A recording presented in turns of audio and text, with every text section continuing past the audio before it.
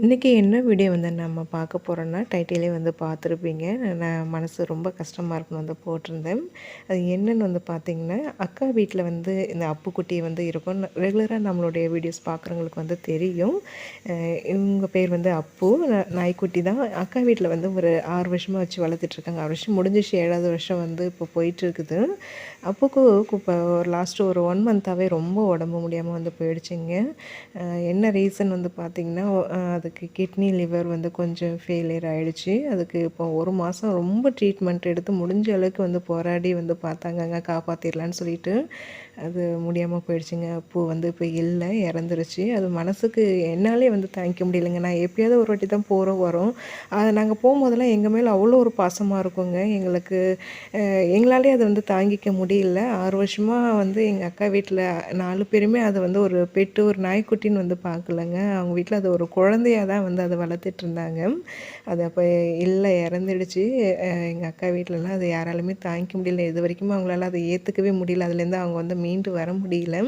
எனக்கும் அது வந்து டெய்லியுமே நான் ஃபோன் பண்ணி அவங்கள்ட்ட பேசிட்டு தான் இருக்கேன். எனக்கு மனசு ரொம்ப கஷ்டமாக தான் இருக்குது. அது இறந்த அன்றைக்கில் என்னால் உண்மையிலே என்னாலே வந்து தாங்கிக்க முடியல. ஏன்னா நம்ம சில்கி வந்து நான் ரொம்ப வளர்க்கல. சில்கி போனதுக்கே நான் ரொம்ப கஷ்டப்பட்டேன். இந்த அப்போ வந்து பார்த்திங்கன்னா அவ்வளோ பாசமாக இருக்குங்க பசங்க மேலே. எங்கள் மேலெல்லாம் நாங்கள்லாம் போயிட்டோம்னா அதுக்கு அவ்வளோ ஒரு குஷியாக இருக்கும். அது இப்போ இல்லைங்கிறத நினச்சி பார்க்கும்போது மனசுக்கு ரொம்ப கஷ்டமாக இருக்குது. இறந்து போயிடுச்சு. அதனால தான் என்னாலேயும் ஒரு 2-3 நாள் அப்போ வந்து சரியான முறையில் வீடியோ போட முடியல.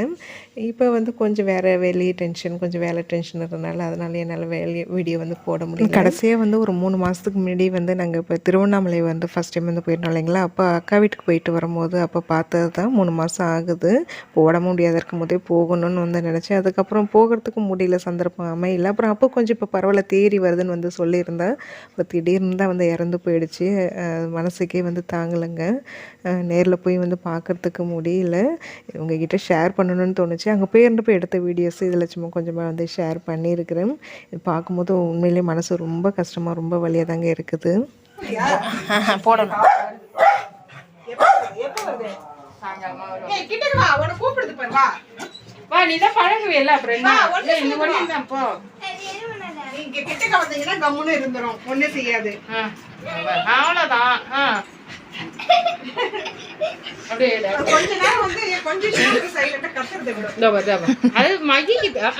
மகிலாம் ரொம்ப இது. அவ்வளோதான், அவ்வளோதான். வாடா, ஜாலியாக இருக்குது. அதுக்கு இறங்குடா, கீழே இறங்கு. நின்று கீழே இறங்கு. கீழே இறங்குடா, ஒன்றுமே பண்ணாதரா. இப்போ எங்கது எங்கள் அப்பூ அதெல்லாம் போட்டிருக்கு. டாலர் டாலர் டாலர் என்ன செய்யணும் போனது. டாலர் என்னடா வர மாட்டேங்குது. ஓ, அந்த இது போன் டாலரா? அதுக்குள்ளே எதையாவது பண்ணி வைக்கும்.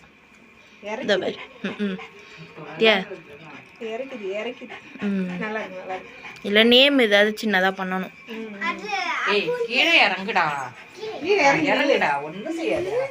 அண்ணா வராம. அவ்வளோதான், அவ்வளோதான். அது கொஞ்சது.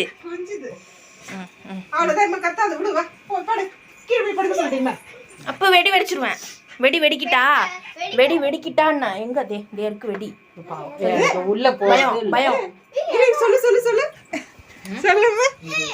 வெடிக்கிட்டா வெடிக்கிட்டான்னு கேட்டேன். இங்க பாரு, வெடி கயிறு கட்டி இருக்கு. இல்லைன்னா உள்ள போய் நிறுவப்படுத்திடுவோம். இல்ல வெடிக்கிட்டான்னு கேட்டேன் உனக்கெல்லாம். இப்ப நான் வெடிய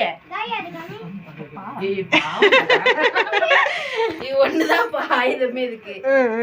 பயப்பட தெரியுது. நான் அதுல மாட்டுறேன். சும்மா வெளிலதான் நிக்கும். இதுல மாட்டு. கேக்கு சாப்பிடு. அதான் சொன்னீங்களே கேக்கு.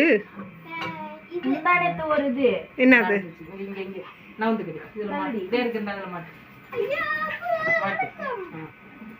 ஏன் என்னாச்சு முந்தானத்தி? இப்ப நிக்குதுல, நீ கூப்பிடு. இல்ல இல்ல, நீ மேல தானே இருக்கு, சும்மா தானே இருக்கு. வெடி வெடிக்க போறேன் நானு. நான் வெடி வெடிக்கலான்னு இருக்கேன். இந்த வெடி பாரு. பரவாயில்லையே, பரவாயில்ல. வெடின்ட்டா ஓடிடுது கீழே. ஏய் கோவம் வந்துடும். ஒரு வாட்டி என் கையை கவிச்சு ஒரு வாட்டி அந்த பழைய வீட்டில் இருக்கும்போது. இப்படி இருந்த அப்போ வந்து இப்போ இந்த நிலமையில பார்க்குறதுக்கு மனசுக்கு ரொம்ப வலியாக தாங்க இருக்குது. அதோடைய ஆன்மா நல்லபடியாக சாந்தி அடையணும்னு சொல்லிட்டு கடவுள்கிட்ட நாங்கள் எல்லாருமே வந்து பிரார்த்தனை பண்ணோம். எங்கள் அக்கா ஃபேமிலி கூடிய சீக்கிரம் இதுலேருந்து சீக்கிரம் மீண்டு வரணுங்க. ஏன்னா அவங்களால அந்த அளவுக்கு அதை ஏற்றுக்கவே முடியல. ரொம்ப வந்து டெய்லியுமே அதை நினச்சி ரொம்ப ஃபீல் பண்ணிகிட்ருக்குறாங்க. அவங்க அது இல்லாமல் அவங்களால இருக்கிறதுக்கு முடியல. இருந்தாலும் வேறு வழி இல்லை, தேடி தான் வந்தாகணும். ஏன்னா அது அவங்க ஒரு குழந்த மாரி வளர்த்துட்டாங்க. அதனால தான் அவங்களால அதை வந்து ஏற்றுக்கவே முடியல, அது இல்லைங்கிறத. உங்ககிட்ட ஷேர் பண்ணணுன்னு தோணுச்சு. அதான் நாங்கள் லாஸ்ட்டாக போயிருந்த வீடியோஸ்லாம் ஃபோட்டோஸ்லாம் எடுத்து நான் ஃபஸ்ட்டு அதை ஷேர் பண்ணியிருக்கிறேன். இது வந்து பார்த்திங்கன்னா இப்போ லாஸ்ட் வீக் வந்து எடுத்தது. அன்றைக்கி காலையில் வந்து சமையல் வந்து பார்த்திங்கன்னா சுண்டைக்காய் காரக்குழம்பு வச்சுட்டு முட்டை கொஞ்சமாக தொக்கு பண்ணியிருந்தேன், வத்தல் வறுத்திருந்தேன். அப்புறம் வந்து பூசணிக்காய் இருந்தது, அது கடலைப்பருப்பு போட்டு கொஞ்சம் கெட்டியாக தொட்டுக்கிறதுக்கு மாரி வந்து கூட்டு பண்ணியிருந்தேன். ஸ்நாக்ஸுக்கு வந்து பச்சை பட்டாணி வேக வச்சுருந்தேன், அதை வந்து சாதனாப்பாக்கு மட்டும் தாளித்து கொடுத்துருக்குறேன். பசங்க ஸ்கூலுக்கு இன்றைக்கி ஸ்நாக்ஸ் வேண்டாம், ஈவினிங் டியூஷனுக்கு அதை மசாலா சுண்டல் மாரி செஞ்சு எடுத்துகிட்டு வாங்கன்னு வந்து சொல்லிட்டாங்க. அது ஈவினிங் அதை செஞ்சு எடுத்துகிட்டு போகணும். லஞ்செல்லாம் வந்து பேக் பண்ணிவிட்டு வழக்கம் போல் நம்மளுடைய வீட்டு வேலைகள் எல்லாமே கம்ப்ளீட்டாக முடிச்சுட்டு பசங்களை ஸ்கூல்லலாம் கொண்டு விட்டுட்டு வீட்டுக்கு வந்தோமே நம்மளுடைய யூடியூப் ஒர்க் வந்து பார்த்துட்டு அதுக்கப்புறமா அடுத்த வேலையை ஸ்டார்ட் பண்ணினேன். ஸ்டார்ட் பண்ணுறதுக்கு முன்னாடி வழக்கம் போல் ஒரு காஃபி போட்டு குடிச்சிட்டு அப்புறமா காலையில் பால் அக்கா வந்து பார்த்திங்கன்னா இந்த மணத்தக்காளி கீரை வந்து எடுத்துகிட்டு வந்திருந்தாங்க. அதை வந்து தான் வந்து ஆஞ்சிட்டு இருந்தாங்க. கீரை நல்லா பெரிய கட்டாக இருந்தது. அதுதான் வந்து டிவி பார்த்துக்கிட்டே அது பகலில் வந்து அது பூச்சி இல்லாமல் பார்த்து ஆயிலாமேன்ட்டு அது வந்து ரெடி பண்ணிகிட்டு இருந்தேன். ஆஞ்சி வச்சிட்டோம்னா காலையில் எனக்கு சமையல் செய்யறது கொஞ்சம் ஈஸியாக இருக்கும். காலை டைமில் இது கிள்றதுக்கு சரி வராது. இந்த மணத்தக்காளி கீரையை வந்து வச்சு நான் நிறைய கீரைன்றதுனால 2 ரெசிப்பியாக வந்து பண்ணியிருந்தாங்க. ஒன்று வந்து பார்த்திங்கன்னா தண்ணி சாறுனாலே சாதனாப்புக்கு ரொம்ப பிடிக்கும். வெறும் மணத்தக்காளி கீரை போட்டு தண்ணி சாறு வந்து பண்ணியிருந்தேன். சரி, முருங்கைக்கீரை தண்ணி சாறு நான் நிறைய விலாகில் ஷேர் பண்ணியிருக்கிறேன், அதே மெத்தடு தான். அப்புறம் இன்னொரு நாள் வந்து பொடியாக கட் பண்ணிவிட்டு துவரம்பருப்பு போட்டு கூட்டு வச்சுருந்தேன். அது அந்த கூட்டு ரெசிபியெல்லாம் அது கூட்டு நான் ஷார்ட்ஸில் கூட ஷேர் பண்ணியிருந்தேன்.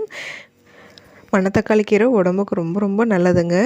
வயிற்று புண்ணுக்கெலாம் ரொம்ப நல்லது. டிவி பார்த்துட்டு அதையும் வந்து க்ளீன் பண்ணிவிட்டேன். அதுக்கப்புறமா அன்றைக்கி வந்து பார்த்திங்கன்னா அடுத்த நாள் வந்து கிருத்திகைங்கிறனால கிருத்திகைக்கான வேலைகள் வந்து நான் பண்ணிகிட்ருந்தேன்.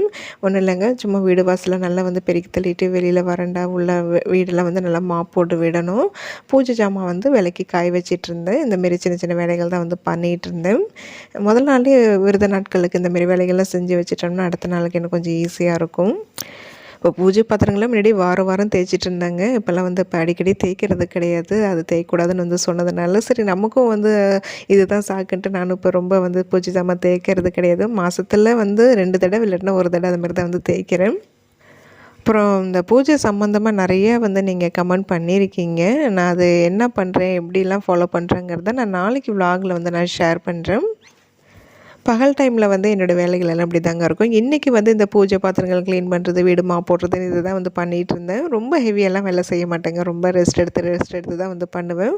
மற்ற நாட்களில் வந்து ஒன்று காலை டைமில் இல்லை மதிய டைமில் ஏதாவது ஒரு க்ளீனிங் வேலை வந்து போயிட்டுருக்கும். ஆனால் மேக்ஸிமம் பகலில் வந்து தூங்குறது கிடையாது. மெயினாக அதுவும் ஸ்கூல் டைமில் தூங்கிட்டோம்னா வந்து எனக்கு சரி வராதுங்க. எனக்கு தூங்கினோம்னா நல்லா ஒரு 2 மணி நேரம் 3 மணி நேரம் நல்லா தூங்கி எழுந்திருக்கணும். சும்மா இந்த அரைக்குறை தூக்கம் அந்த 1 மணி நேரம் தூங்குறதெல்லாம் நம்மளுக்கு செட் ஆகுது. தலைவலி வந்துடும். அதனாலே பகலில் வந்து தூங்குறது கிடையாது மேக்ஸிமம். இதுமாரி ஏதாவது வேறு வேலை பார்ப்பேன். அப்படி வேலை பார்க்குறதுக்கு இன்ட்ரெஸ்ட் இல்லைன்னா பொழுதுனைக்கு டிவி இல்லை ஃபோனை பார்த்துட்டு உட்காந்துருப்பேன். பெரும்பாலும் பகல் டைமில் வந்து என்னை ஆக்டிவாகவே வந்து வச்சுருப்பேங்க. ஏதாவது ஒரு வேலை வந்து பண்ணிகிட்டே தான் இருப்பேன். அப்போ தான் நம்மளுக்கும் கொஞ்சம் சுறுசுறுப்பாக இருக்கும் எப்போதுமே. இல்லைன்னா ரொம்ப சோம்பேறித்தனம் வந்துடுது. பூஜை ஜாமான்லாம் வந்து விளக்கி வஞ்ச குங்குமம்லாம் வச்சு பூஜை ஷெல்ஃபில் வந்து அரேஞ்ச் பண்ணி வச்சாச்சு. அதுக்கப்புறம் கொஞ்சம் நேரம் ரெஸ்ட் எடுத்தேன், டிவி பார்த்தேன். அதுக்கப்புறம் மதியம் சாப்பிட்டேன். அதுக்கப்புறம் அதெல்லாம் வந்து பெருசாக வீடியோ எடுக்கல. அப்புறம் பசங்களை வந்து ஸ்கூலில் பிக்கப் பண்ணுறதுக்கு முன்னாடி இந்த காலையில் சுண்டல் வேக வச்சுருந்தேன் இல்லைங்களா, அதுதான் வந்து மசாலா சுண்டல் மாரி வந்து பண்ணிகிட்டு இருந்தேன். வேறு ஒன்றும் இல்லைங்க, வெங்காயம், தக்காளி, இஞ்சி, பூண்டு, 4 புதினா, 4 மல்லித்தழை இதெல்லாம் வந்து மிக்சியில் அரைச்சிட்டு அது வானலில் வந்து சேர்த்து அதில் கொஞ்சமாக கரம் மசாலா, கொஞ்சமாக வந்து பார்த்திங்கன்னா குழம்பு மிளகாய் தூள் சேர்த்து கொஞ்சம் தண்ணி ஊற்றி கொதிக்க வச்சுருக்கிறேன். லைட்டாக திக்கானதுக்கப்புறம் அதில் அந்த சுண்டலை சேர்த்து சேர்த்து லாஸ்ட்டாக வந்து பார்த்திங்கன்னா அது மேலே இந்த கார்ன் சிப்ஸு, வெங்காயம், கேரட்லாம் இருந்தால் கூட துருவி போட்டு பசங்களுக்கு கொண்டு போய் கொடுக்கலாங்க. ரொம்ப ரொம்ப ஹெல்த்தியான ஸ்நாக்ஸு. பசங்க அதை ரொம்ப விரும்பி சாப்பிடுவாங்க.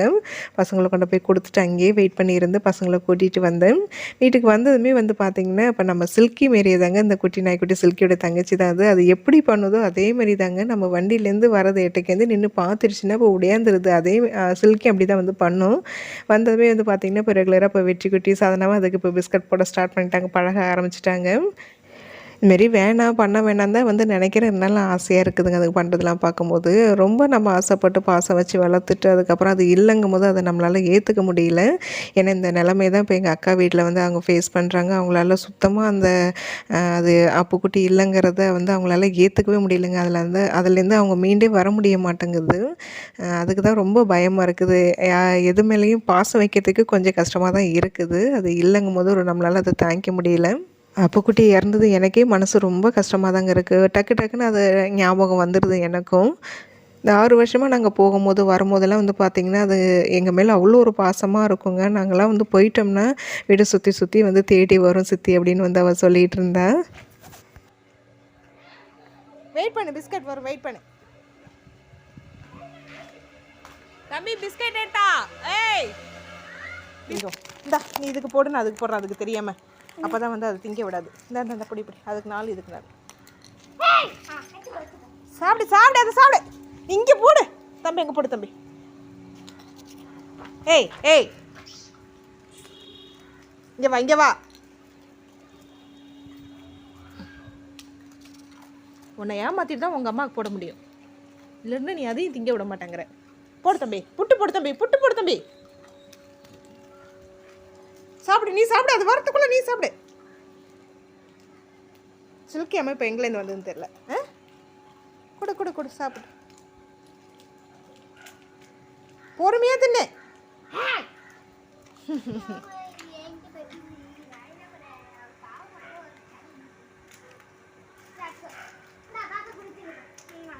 பேப்பர்லாம் போடாத.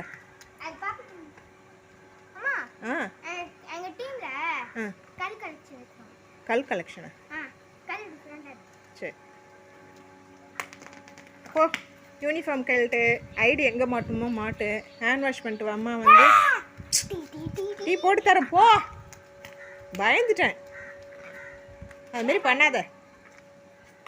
இரு கேட் சாத்தலாம். இரு, அது கிட்டக்க வரமாட்டேங்குது. இந்தா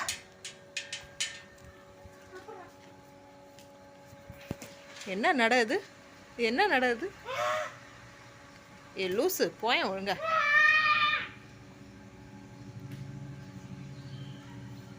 ஓய் போதும் சாப்பிட்டல. போ வெளில போ. நான் கேட் சாத்த போகிறேன். போ. இல்லை பாரு. போ. கேட் சாத்த போகிறேன். வெளில போ.